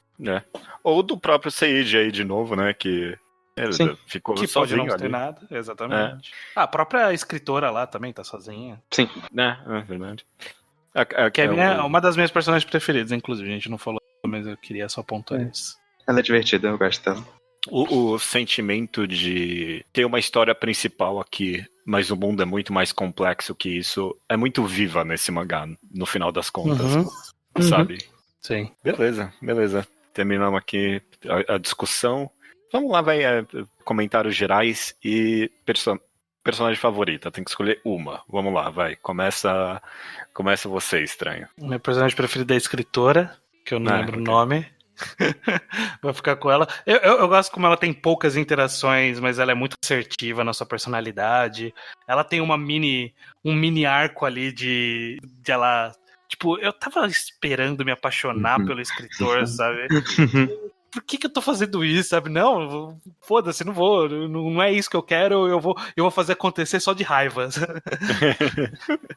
Adoro ela. É uma boa personagem. Mas de forma geral é o que eu comentei. Eu gosto como Yagakimi, ele é um respiro diferente num tema que é num gênero que é tão comum de mangás de forma geral, né? Então eu vou pegar um gênero de romance aqui e vamos dar um respiro diferente, vamos pôr o prisma de um lado diferente. E isso já seria interessante por si só, colocar isso como num relacionamento entre pessoas do mesmo gênero torna isso até mais relevante, porque tem uma outra camada, mas ao mesmo tempo essa camada poderia ser desprezada se a gente daqui até, sei lá, daqui a 15 anos a gente tá num mundo em que o relacionamento entre pessoas do mesmo gênero é visto com naturalidade no mundo inteiro. E Yagakimi ainda vai ser uma história relevante. Porque, tipo, o foco não é os percalços do tipo de relacionamento que ele tá representando. Sim. E por ser uma história tão ampla, tão ampla não, na verdade, né? Tão específica, mas de um assunto tão universal e ter feito de uma forma tão honesta, tão positiva, tão gostosa de ler. É uma história... A gente acabou não falando tanto sobre quadrinização, sobre ritmo, mas é uma leitura muito gostosa. É muito fácil. É muito fácil. As conversas são muito naturais. É difícil você ter histórias em que os personagens em algum momento param para conversar sobre sentimentos, sobre como eles se sentem, e isso não cair muito ou pro enfadonho ou pro pretencioso. E ele não cai em nenhum momento, sabe? Essas conversas são sempre muito naturais, são falas que nunca parecem a autora tentando propor uma... eu quero fazer aqui o meu ensaio sobre o que é amor. Não, nunca. É sobre... Excelente ponto. São os personagens falando aquilo, sabe? É muito natural. Tipo, é um bom mangá, um excelente mangá. É um mangá muito bom. Fico feliz que vocês me convenceram a lê-lo. Foi ficar falando de colocar um podcast aqui por muito e muito tempo.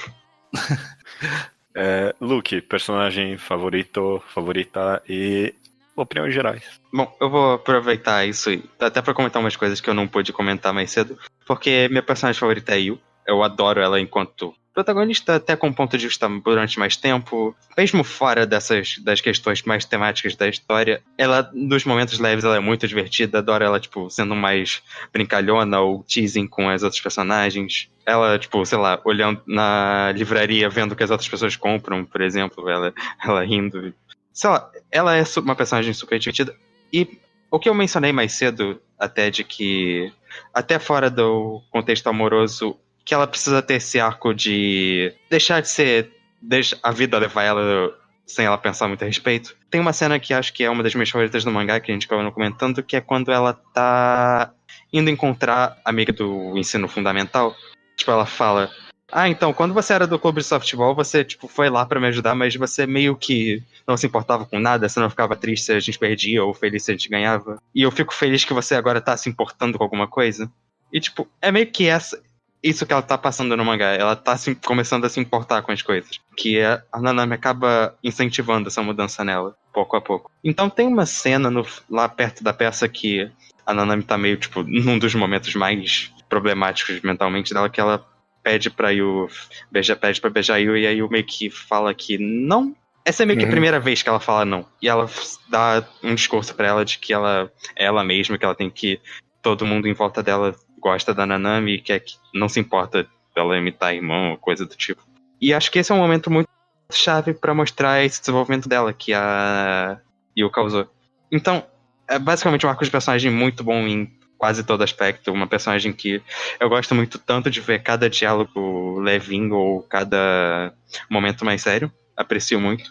E o que o Estranho falou de quadrinização, eu só quero reforçar isso também. Acho que é muito bom, sei lá, colocar um foco em cada expressão, nos detalhes, manter cada quadrinho no tempo certo, sem correr muito ou sem forçar uma coisa mais movimentada. Tem essa noção de pacing mais, tipo, página a página, que eu acho impressionante mesmo lendo. É uma leitura muito fácil. E eu aprecio muito o mangá, e acompanhei ele por meio que uns... Acho que o último volume inteiro eu li acompanhando, ou um pouco mais que isso, e foi uma experiência muito boa ler tudo de novo aqui. Continuo gostando tanto quanto eu gostava antes. Maravilha. E você, Judeu? Qual é a sua opinião geral e sua personagem preferida? Meu personagem favorito é quase mancado, mas é o Seiji, no final das contas, assim. Eu meio que amo ele, eu amo a existência desse personagem, algo que eu nunca vi numa história de romance, tipo, é isso de fato, sabe? Apesar da história nunca ser tão explícita na romanticidade dele, eu acho que tá bem colocado ali. Não precisa de rótulo nem nada. É um personagem ali que ficou sozinho e tá feliz com isso. Eu completamente amo essa ideia.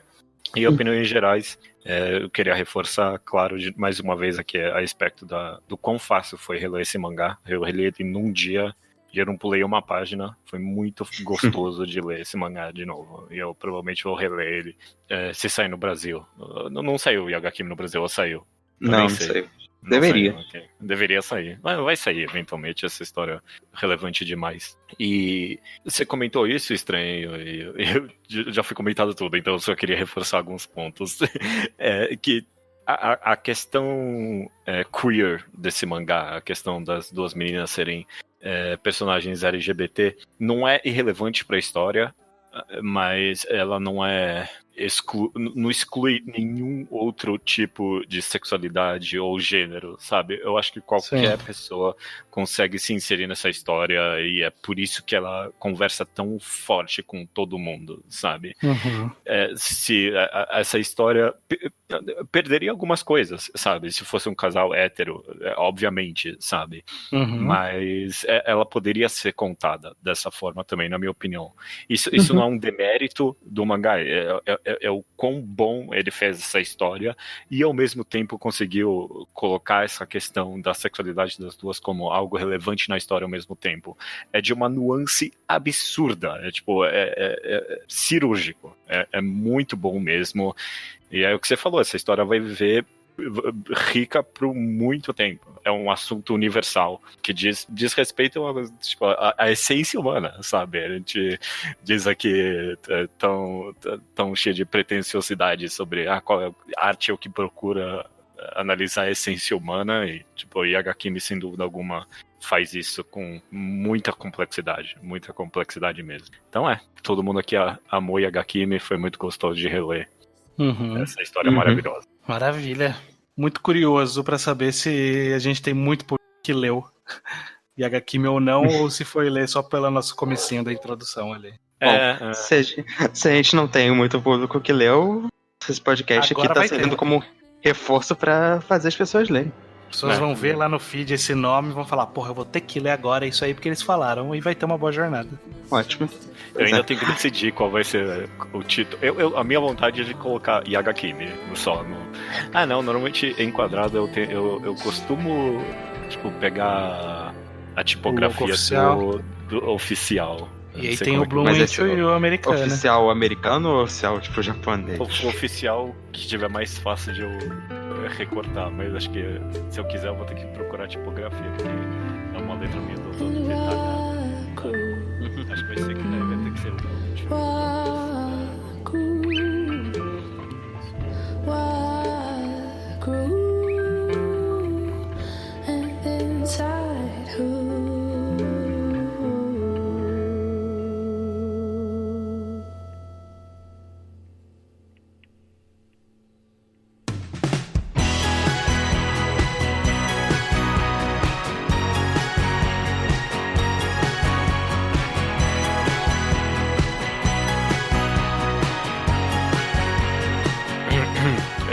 leitura de e-mails estranho do Mangá Quadrado 252 consertando Dragon Ball Super. Os e-mails que chegam no contato @alquadra.do e também comentários no blog alquadra.do. Tivemos muitos comentários essa semana, então eu peguei só uma ideia específica de cada um. Desculpa se a gente vai deixar as pessoas fora de contexto, mas não é problema meu. Mas antes disso, só alguns recadinhos bem rápidos. Primeiro, Reenquadrado, avisado, né? Foi avisado quem escutou com a gente Banana Fish até o final, escutou que o novo Reenquadrado vai ser de Dororedoro, meu amigo. Que maravilha, hein? Exatamente. Quem ouviu de Banana Fish tá uma semana adiantado na leitura, hein? Quem tá chegando aqui agora, tá avisado, Dororedoro é o próximo Reenquadrado, que é daqui a 3 programas. Maravilha.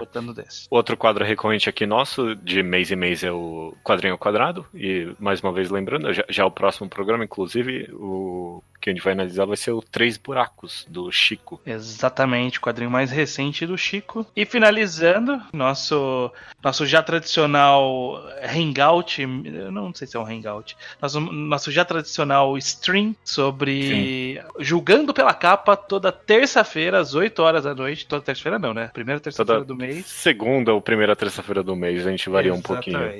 Exatamente, no qual julgamos as capas dos mangás lançados no Brasil no último mês. E aí, nessa próxima terça-feira, se não atrasar esse podcast, é ao vulgo amanhã.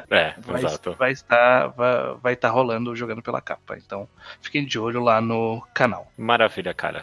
Vamos lá, então, para a sessão Slowpoke Report, que é coisas não relevantes ao programa, começando aqui com o Toys, que sugere que expandimos o programa consertando para arcos específicos, como a Ilha dos Tritões e One Piece. Também quer saber se lemos quadrinhos nacionais Kairos, o quadrinho nacional específico Kairos de Ulisses Malassane. Malasagne.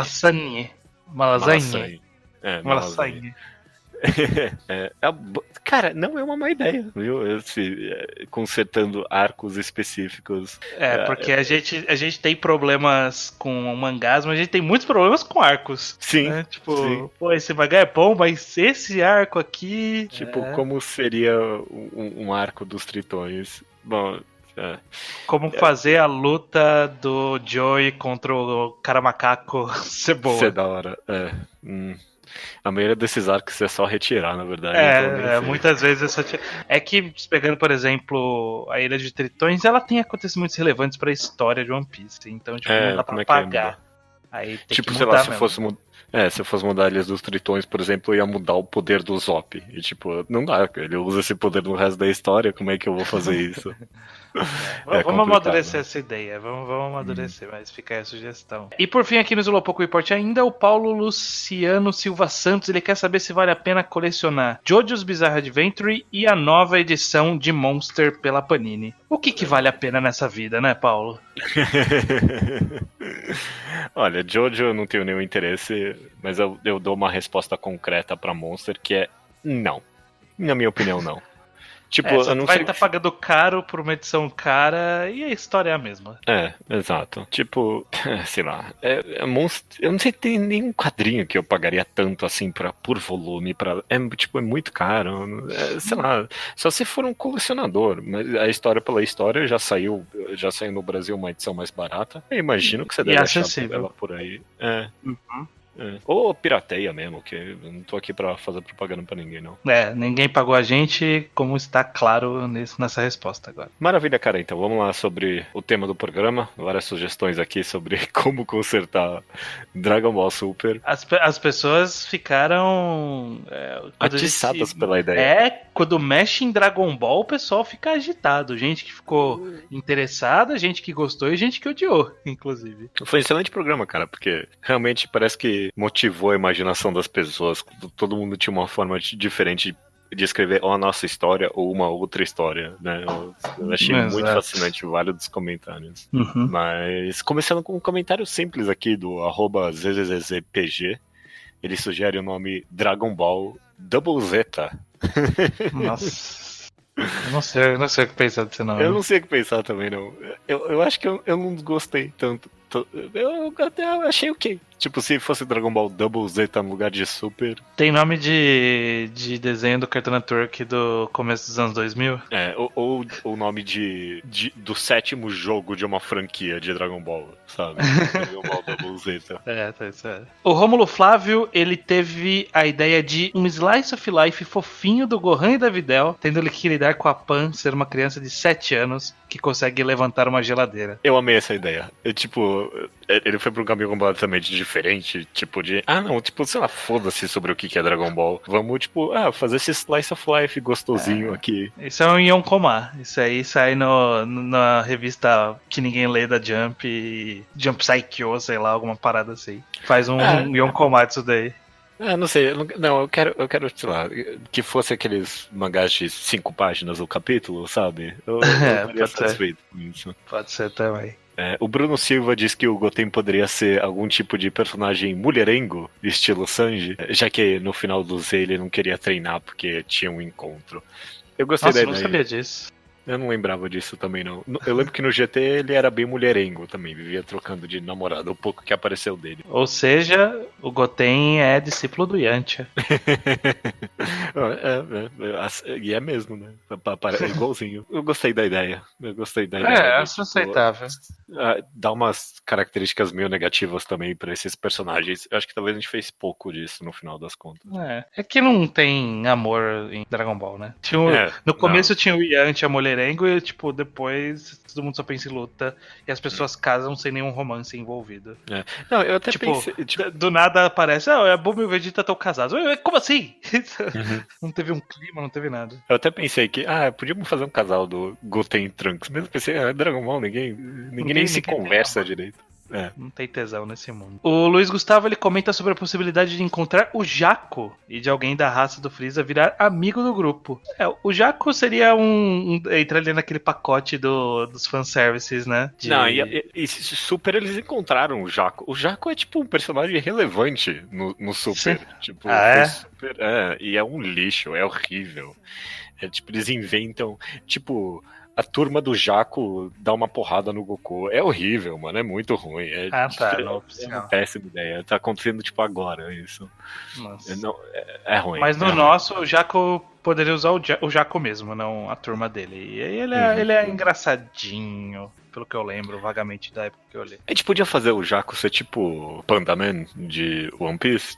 Ele aparece aqui ali de easter egg de vez em quando. Dá pra ser também. Ou dá pra fazer ele uma dupla de Good Cop, Bad Cop com um cara da raça do Freeza aí, ó. Pronto, já junto as duas ideias do Luiz Gustavo. O Denner sugere que o Baby poderia ser inicialmente amigo das crianças e aí trair elas no arco final. Eu achei essa ideia ok, gostei dela. Só que só funcionaria numa realidade em que não existiu Dragon Ball GT, né? Sim. Porque senão todo mundo ia falar, lá o Baby. Porra, claro, né? Que o Baby vai matar todo mundo. É que faltou a traição pra ser full Kanata no Astra, esse mangá, né? É verdade, é verdade. Poderia ter uma traição ali no grupo. Demais. O Otaku Cheiroso, ele descreve uma cena de completo fanservice brega, no qual todas as crianças se fundem para derrotar o vilão final, mas a fusão acaba sendo não humana e possivelmente vira uma ameaça ainda maior. Tipo, a fusão da fusão da fusão da fusão, né? Tipo, eles vão fazendo uma escadinha de fusões ali. Ou sei lá, ou todos juntam um dedo do lado do outro, eu não sei se dá pra fazer isso. Nossa, entendi, uma dança nova que... Sim. Nossa, ia ser engraçado, ia ser tipo um grupo de K-pop, né? Eles dançando 7 sincronizadinhos, né? Tipo, ele teve essa ideia, ele meio que vendeu sério, mas eu não consegui comprar. Eu gostei do twist de que talvez, tipo, a ideia dele é que meio que desfazer o cool da fusão, tipo, o pessoal fica empolgado quando tem uma fusão, e aí, tipo, virar um monstro mesmo, a fusão de todas as crianças, tipo, é uma ideia da hora, né? Mas, que merda que criou aqui. Sei lá. O Disley comenta vários aspectos. Ele fez um comentário bem comprido ali.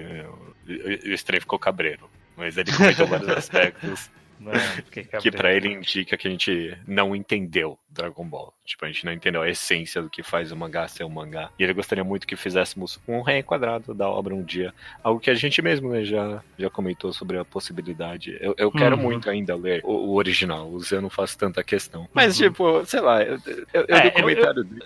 E, tipo, sei lá, eu nem necessariamente discordei de muita coisa. Alguns pontos aqui e ali. Por exemplo, um comentário específico que você mesmo apontou é de o Dragon Ball ser a história do Goku. Tipo, no Z o próprio Dragon Ball tenta mudar essa perspectiva, né? Mas eu acho que esse comentário tipo, é o tipo de comentário que esse mangá teria mesmo se existisse de fato, sabe? Sim. Tipo, não tô entendendo. Mas, tipo, o objetivo nunca foi ser 100% fiel à história, nem nada do tipo. Não, né?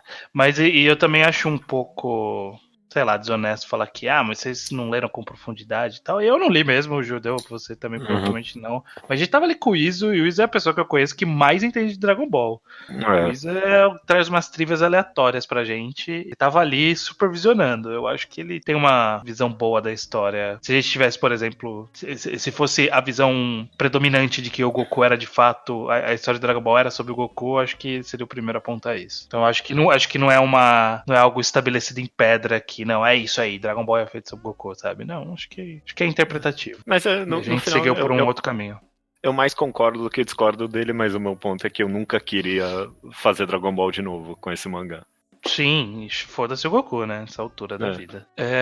O Bruno Moura, ele mandou um e-mail sugerindo a história dele de Dragon Ball Super indo por um caminho um pouco diferente, que é com o Goku tirando férias, e aí ele desaparece enquanto ele tá de férias e as crianças decidem procurar o Goku. E aí, após vários capítulos, eles descobrem que o Goku está pessoalmente destruindo todas as Dragon Balls do universo, pois as esferas, elas seriam tipo um canalizador de energia, então cada pedido para ressuscitar alguém resulta na morte de outra pessoa. Então, quando eles usaram na saga Buu, isso resultou num genocídio intergaláctico. Uau! Eu já falei nesse podcast, eu não lembro quando, que eu tive uma ideia de mangá que era mais ou menos sobre isso. Então eu já senti um plágio da minha ideia aí escondido. Não, é bem diferente, não é exatamente isso. Mas isso seria algo que eu não gostaria de fazer na história, que é ressignificar coisas do passado. Então, nesse caso, na hora que a gente faz isso, que ele é um canalizador de energia, a gente mudou o Dragon Ball. E eu acho que não seria justo a gente fazer isso com o Toriyama. Ele entregou a gente o poder de fazer a continuação e a gente caga em cima da história dele. Falou que toda vez que essa galera desejou, eles cometeram um genocídio. Já é meio mancada mesmo. Não vamos mandar um J.J. Abrams pra cima do Toriyama. Último comentário aqui é do Leon, 26 anos, Orlando, Estados Unidos. Olha só o nosso público internacional aí. Diz o seguinte, sobre o episódio 252. Saí com a sensação de queria muito ler isso, principalmente pela personalidade de todos no grupo formado ali. Gostei muito do fato dos fanservices apresentados terem uma certa coerência com a história. O Trunks achar uma espada, eles encontrarem uma colônia dos Red Ribbons no espaço e finalmente darem uma personalidade ao Goten. Isso que eu achei que o Goten foi o que a gente menos deu uma personalidade dele. Mas só achei que alguma coisinha. Só achei que poderia expandir mais e trazer alguns vilões antigos, tipo o Garlic Jr. Mas no geral gostei bastante do episódio. Ele também sugere um Consertando Gantz e recomenda os mangás Pastel, do Toshihiko Kobayashi, e 666 Satan, do Seiichi Kishimoto. Garlic Jr., eu não sei se eu faço questão desse especificamente. Não sei se dá pra trazer Garlic Jr. não. Garlic Jr. não foi um bom arco, não, de Dragon Ball. Eu não sei se as pessoas têm nostalgia do Garlic Jr. Alguém sugeriu nos comentários, eu não peguei no final das contas, mas alguém tinha falado pra ressuscitar o Raditz. Nossa, não! Eu também, quando eu li eu não, obrigado. Não, tem coisa do passado que a gente deixa no passado. A gente traz só o que é legal. Se der pra trazer o tal Pai Pai, a gente traz o tal Pai Pai. Se der pra trazer aquele cachorro ninja da Red Ribbon, a gente traz. Considerando Gantz, eu não vou ler Gantz pra isso. Então, não sei que der pra fazer o programa sem ler, não vai ser Gantz não vai ser pra fazer esse programa que eu vou ler Gantz. E toda vez que eu falo sobre de vez em quando eu sugiro um Consertando Gantz, e aí o Iso fala, não tem nada aqui, consertar aqui não. Tem essa também. E dos mangás que ele recomendou, o 666 Satan e o 666 Satan do Seiichi Kishimoto, já falaram que é um Battle Shonen ok pra mim. E esse Pastel, ele era um mangá que ele existia num Zeitgeist de quando eu comecei a ler mangá online. Também. Tipo, ele existia ali em algum lugar que todo mundo comentava e falava e desapareceu. Nossa, quando eu li ali que Pastel, uau, me trouxe uma flashback do One Mangá aqui. Puta, era exatamente o que eu ia falar. Os dois, na verdade, né? Tanto o Pastel quanto o 666 Satan, eles eram, tipo, bem dessa época, começo dos anos 2000, talvez. Mas não, finalzinho dos anos 2000, no caso, né? Nossa, cara. Sim. Excelente. Mas não vou ler nem 666 Satan, nem Pastel. Eu fiquei com uma curiosidade só de dar uma folhada nele, mas só pra saber como pra lembrar do passado, do momento em que ele existiu. Bom, beleza, acho que é isso, né? Leitura de e-mails tá aí. Muitos comentários. Muitos comentários.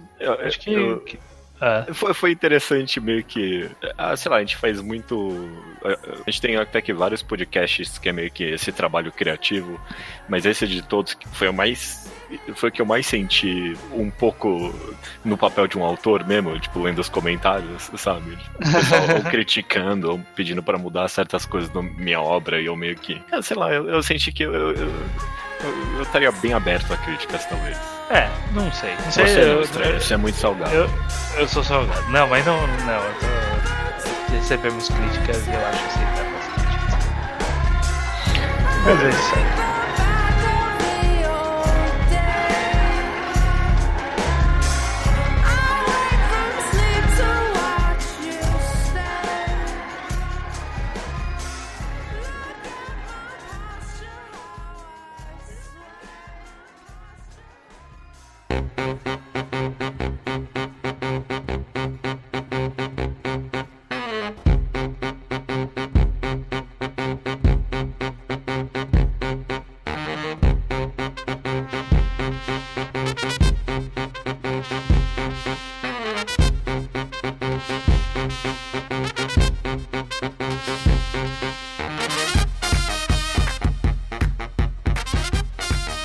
Recomendação da semana é minha, o Judeu Ateu. É sua, Judeu, manda bala. Assim como você recomendou semana retrasada, Chainsaw Man, meio que pra já se livrar dessa recomendação, que é algo que virou um mangá xodózinho nosso, todo mundo no nosso grupo tá lendo, eu vou exercer o mesmo papel social dessa vez e recomendar Beastars. Nossa, caramba! É impressionante. Caraca. Não foi recomendado Beastars até agora no Mangá ao Quadrado. Acho que talvez por ser um pouquinho maior do que o comum. Se eu tivesse um pouco mais de disposição, esse seria o momento que eu editaria e colocaria aqui um trecho do podcast falando Beastars, essa Black Sabbath pobre. Acho que você tem que fazer isso, por favor. Fale o esforço. Essa opinião popular é um pouquinho mais contemporânea. Não sei se vai pegar todo mundo aqui, mas vai pegar quem conhece o mangá. Beastars é Black Sad de pobre. Eu nunca li Beastars não, mas eu sei que você pegou muito pesado, mas você não pegou pesado afetando alguém desse podcast, eu acho. Era isso que eu ia comentar justamente, porque apesar de nunca ter recomendado Beastars no Mangá ao Quadrado, ele tem um pouquinho de história aqui, porque no Mangá ao Quadrado de Opiniões Impopulares 2, eu disse no final do podcast, quase, nossa, acho que foi no finalzinho ali, que Beastars não esqueci o nome do quadrinho agora. Black Sad. É Black Sad de pobre. Black Sad de pobre, é Beastars. E eu disse isso lendo. Eu tinha lido 3 páginas de Beastars. Eu não sabia nada da história. Eu acho que eu só via artes dela em algum lugar. E eu achei que era tipo uma boa opinião, uma boa isca, assim, pra jogar. E acho que ninguém no podcast tinha lido Beastars. Não, foi muito triste porque o Wilson meio que leu tipo uma semana depois. O Wilson leu uma semana depois e desde então. Até eu começar a ler, ele não parou de me encher o saco com esse comentário. Eu fisguei ele completamente. Ele foi uma isca retroativa, né? Sim. Mas Beastars, mangá escrito por Paru Itagami. Paru Itagaki. Itagaki. Filha do cara que escreve Grappler Back. Bom, meio triste até comentar Baki junto com esse mangá que é tão excepcional, e Baki é o que é, mas de qualquer jeito... É outra isca. Mas essa é literalmente pra uma pessoa, o Nintakun. Só o Nintakun. Direcionada especificamente. Mas Beastars conta a história desse universo de animais antropomorfizados.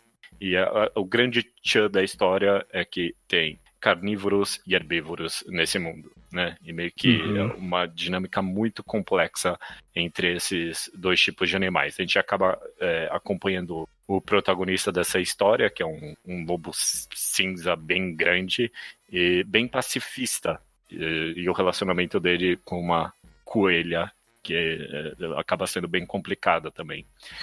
Só descrever isso não é o bastante para explicar por que Beastars é bom. Beastars é bom porque ele constrói esse mundo extremamente complexo de relacionamentos e aí levanta umas questões morais em cima desse universo que são muito específicas àquele universo. Então, por exemplo, quando um exemplo interessante é que nesse mundo tem o beco da carne ali, né? Tem um lugar em que é vendido carne ilegalmente, porque no mundo é proibido os carnívoros comerem carne. Mas tem um beco ali que todo mundo sabe que eles vão lá comer carne. E aí quando o mangá pergunta, tipo, é moral eles irem pra esse beco? Não é uma pergunta sobre veganismo, não é uma pergunta sobre vegetarianismo, não é uma pergunta sobre ciclo da vida. É uma pergunta se naquele mundo específico, tipo, tá certo essa galera fazer isso, sabe? São perguntas morais daquele mundo específico que o mangá levanta toda hora e, pelo menos isso é pra mim, que eu torno Beastars bons, são perguntas morais tão específicas que elas acabam abrangendo por um nível absurdo de abstração, sabe? Então, quando as perguntas são tão específicas, elas acabam respondendo muita coisa sobre a moralidade do nosso mundo também. Mas como é tão indireto, acaba indo muito na cerne do que as pessoas acreditam mesmo. É muito complicado, é muito interessante. E tipo, essa é só uma das camadas que torna essa história boa, sabe? Também é uma história incrivelmente imprevisível. Essa autora leva ela pra cada caminho absurdo que você não espera, sabe? Eu não tenho a mínima ideia do que vai acontecer no próximo capítulo nunca, sabe? É muito gostoso de acompanhar. É um mangá foda-se status quo. Total. Nossa. Toda hora ela toma a decisão mais corajosa. É impressionante essa autora. E também os personagens são todos muito carismáticos, muito legais de acompanhar. E saber o que vai acontecer na vida deles, né? Sim. Tem um casting de personagens bem interessante, né? Mesmo que o foco seja principalmente no Legoshi, que é o lobo. Tem um pouco da Haru, ela é meio coadjuvante. O Luis, que é o servo, ele é mais proeminente na história do que ela. Mas os outros personagens periféricos que aparecem pouco, que tem uma interação, todos eles são bem interessantes. Que cada um, tipo, aumenta muito o escopo daquele mundo, deixa aquele mundo mais interessante, sabe? E são muito periféricos. Sim. Não muito periféricos no sentido que eles são muito de lado. Quer dizer que tem muitos personagens. Essa história, puta que pariu. Sim. Nossa. E acho a arte do mangá meio que começa um pouco... eu ia comentar isso. Incerta, mas ela vai crescendo de um jeito que eu acho que o lado estético desse mangá é uma das coisas mais impressionantes dele hoje em dia. Sim. Chama bastante atenção. É um negócio bem único. Sim. Se você achar a arte um pouco esquisita no começo, eu achei também, mas dá uma insistida, porque não demora muito pra ela, tipo, firmar o traço, e hoje em dia só tá evoluindo cada vez mais, sendo que tá ótimo já hoje em dia. Tipo, tá bem consistente, e as melhores normalmente são mais de estilo, de quadro e de é muito bom, muito gostoso mesmo. Muito bom. Deixa eu fazer uma pergunta. Judeu, que ano que você nasceu? 92. 92? Então, oficialmente, você tá recomendando uma mangaka mais nova que você. Isso é muito gratuito. Bem-vindo ao meu mundo. Isso é muito gratuito. Vocês sabiam que a desenhista Jack Chase é mais nova do que eu? Ô, louco. Pois é. Quantos anos ela tem? Nasceu em 93. Pô, não, é quase junto. Mas é mais nova. Você É comentou da sua isso. geração. Dava pra chamar a geração. Paru pra ir no bar. Daria sim. Eu acho que Beleza, seria cara. uma Paru no bar. A recomendação da semana é essa, então. Beastars. Isso aí. E a foto de agora até semana que vem. Até semana que vem.